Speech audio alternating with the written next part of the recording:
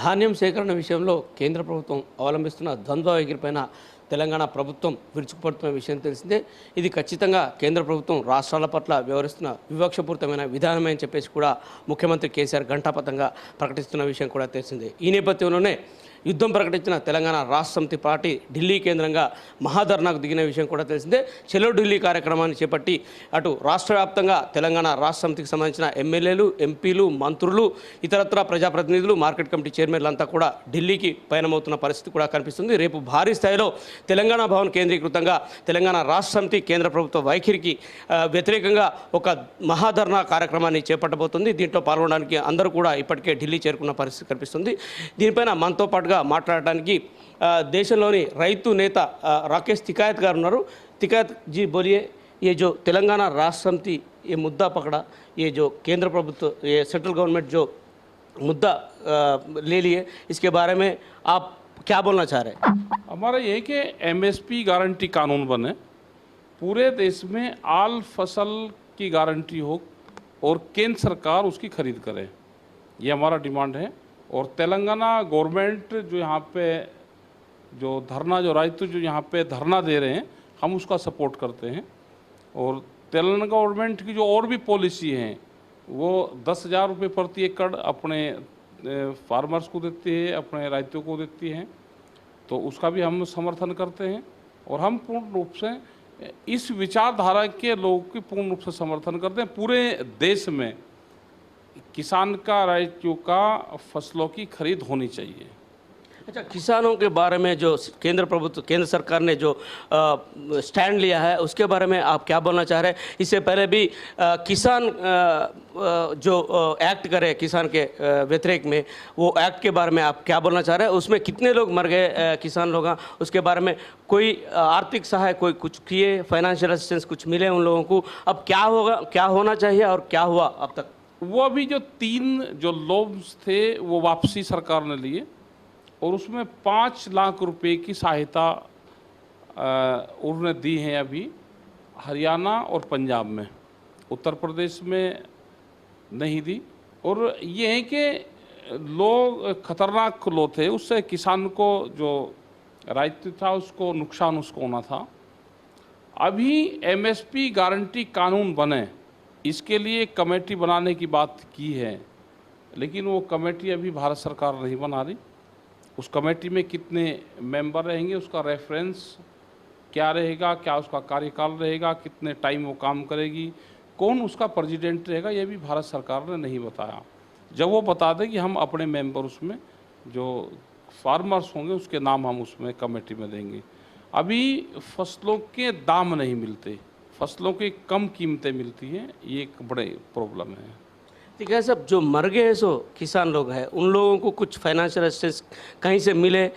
अब तेलंगाना सरकार ने पर्टिकुलरली केसीआर साहब ने जो फाइनेंशियल असिस्टेंस दिए, केंद्र प्रभुत्व का क्या स्टैंड रहना था और क्या है स्टैंड? देखो अभी उसमें 5 लाख रुपया उन्होंने दिए हैं, हरियाणा सरकार ने और पंजाब गवर्नमेंट ने। तेलंगाना सरकार 3 लाख रुपये वहाँ के मुख्यमंत्री ने कहा है हम देंगे, तो उससे कुछ लोगों को राहत मिल जाएगी। लेकिन भारत सरकार को उनको कम से कम एक राज्यों को 25 लाख रुपया देना चाहिए था, उनको एक सरकारी नौकरी मिलनी चाहिए थी, ये हमारी डिमांड थी, वो भी पूरी नहीं हुई। अच्छा, अब ये जो स्टैंड केंद्र सरकार ने लिए है उसके बारे में अब केसीआर साहब ने लड़ रहे हैं, अब क्या बोल रहे हैं? पंजाब और हरियाणा में एक तरह का प्रोक्योरमेंट पॉलिसी है और तेलंगाना में जो फसल आ रहा है पूरा फसल केंद्र सरकार ने नहीं ले रहे बोल के जो एलिगेशन लगा रहे हैं, उसके ऊपर आप क्या बोलना चाह रहे हैं? देखो हिंदुस्तान का ही किसान है वो भी, ये पॉलिसी पूरे देश में लागू होनी चाहिए।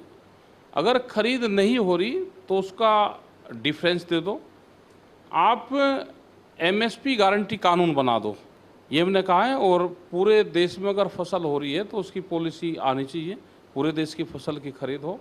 जैसे छत्तीसगढ़ सरकार है, उनकी फाइल पड़ी हुई है भारत सरकार के पास में, वो एथनॉल पॉलिसी उनकी है। अगर एथनॉल पॉलिसी भी आ जाए तो भी स्टेट खरीद कर लेगी। तो ऐसे ही तेलंगाना गवर्नमेंट है, ये स्टेट की भी पॉलिसी है। जब खरीद करनी होती है तो भारत सरकार कहती है कि स्टेट पॉलिसी है, स्टेट पॉलिसी है तो आप उसको जो केंद्र खरीद करता है वो खरीद आप करवाओ। अगर देश में कोई भी फसलें पैदा हुई है तो जिम्मेदारी भारत सरकार की है। किसान तो पैदा कर दे सकता है, स्टेट उस पर पानी दे सकता है, उसको खाद दे सकता है, उसको सब्सिडी दे सकता है। उसने देश के लिए उत्पादन करा। वन नेशन पॉलिसी देश में लागू होनी चाहिए। और जो तेलंगाना सरकार की जो पॉलिसी है 10,000 रुपये प्रति एकड़ की, ये पूरे देश में लागू हो। ये हमने बहुत जगह कहा है कि ये पॉलिसी पूरे देश में लागू हो, तो उससे कुछ फ़ायदा किसानों को हो जाएगा। फ्री करंट पूरे देश में किसानों को मिलना चाहिए और तेलंगाना सरकार दे रही है, हम उसका धन्यवाद करते हैं। और कल ये जो तेलंगाना चीफ मिनिस्टर जो लड़ाई लड़ रहे हैं, उसको आप कैसे साथ देने वाला है? आगे का आपका कार्यचरण क्या है? हम आएंगे, उनके साथ हम रहेंगे, क्योंकि वो दिल्ली में आ रहे हैं और इस मुद्दे पर आ रहे हैं। एमएसपी गारंटी कानून बने, उस पर आ रहे हैं। फसलों की खरीद हो, उस पर आ रहे हैं। तेलंगाना की फसलों की भी खरीद हो, उस पर आ रहे हैं। हम पूर्ण रूप से साथ में। ये स्टेट पॉलिसी नहीं है, ये सेंट्रल पॉलिसी है और सेंटर की जिम्मेदारी है कि देश में कहीं पे भी फसल पैदा हुई है उसकी खरीद सेंटर करवाए। अब केसीआर का जो लड़ाई अब चल रहा है ना, वो आगे बढ़े तो फ्यूचर में आपका क्या कार्यचरण है? वो प्रोग्राम बनाएंगे हम सब लोगों से, और हमने कहा कि जो भी स्टेट इस तरह की लड़ाई लड़ते हैं, हम तो पूर्ण रूप से उसका किसान तो समर्थन करता है।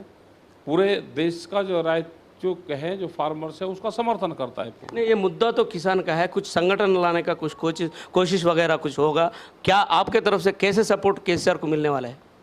वो हम एसकेएम में बातचीत करेंगे और हमने हर चीफ मिनिस्टर को कहा है कि आप सब इकट्ठे हो, जो विपक्ष वाले हैं आप लड़ाई लड़ो और भारत सरकार से आप अपनी डिमांड रखो, हम सब साथ में हैं।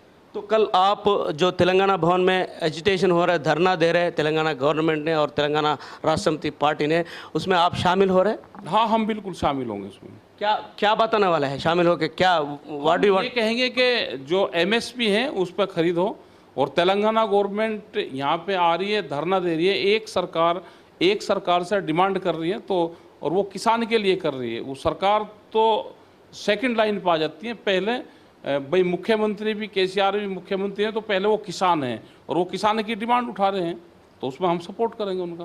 तो ये पेट्रोल डीजल का भी दाम बढ़ा रहे, रोज़ रोज़ बढ़ा रहे, इसका भी असर किसानों के ऊपर रहता, इसके बारे में क्या बोलना चाहते?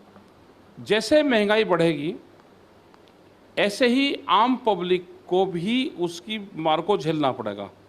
उसके पास में अगर गाड़ी ट्रैक्टर भी नहीं है, लेकिन महंगाई बढ़ने के साथ में किराया भाड़ा बढ़ता है, तो उससे महंगाई का प्रभाव जो है वो आम जनता पर पड़ता है। हम पूर्ण रूप से इसके विरोध में हैं और भारत सरकार से डिमांड करते हैं कि जब इलेक्शन के टाइम पे पेट्रोल और डीजल के भाव नहीं बढ़ सकते, तो इलेक्शन के बाद में कैसे बढ़ रहे हैं, इसको कंट्रोल करने की जिम्मेदारी भारत सरकार की है। ఇది రాకేష్ తికాయత్ గారు మనతో పాటుగా షేర్ చేసుకుంటున్న సమాచారం. మొత్తం మీద చూసుకుంటే కనుక తెలంగాణ ప్రభుత్వము అలాగే తెలంగాణ రాష్ట్ర సమితి చేపట్టిన ధర్నాలో రేపు రాకేష్ తికాయత్ గారు పాల్గొనబోతున్నారు. అలాగే కేంద్ర ప్రభుత్వం అనుసరిస్తున్న రైతు వ్యతిరేక విధానం ఆయన పూర్తిగా ఖండిస్తున్న పరిస్థితి కనిపిస్తుంది. పెట్రోల్ డీజిల్ ధరలు పెంచితే ఇది సామాన్య మానవులపైన ప్రభావం చూపే అవకాశాలు ఉన్నాయని చెప్పేసి ఆయన ప్రకటిస్తున్న పరిస్థితి కనిపిస్తుంది. రేపు తెలంగాణ రాష్ట్ర సమితి ఆధ్వర్యంలో తెలంగాణ భవన్లో జరగబోతున్న ఆందోళన కార్యక్రమంలో రాకేష్ తికాయత్తో పాటుగా మరికొంతమంది కూడా పాల్గొనబోతున్నట్టుగా ఆయన వెల్లడించిన పరిస్థితి కనిపిస్తుంది. కెమెరామెన్ తిరుపతితో సూరజ్ కుమార్, న్యూఢిల్లీ.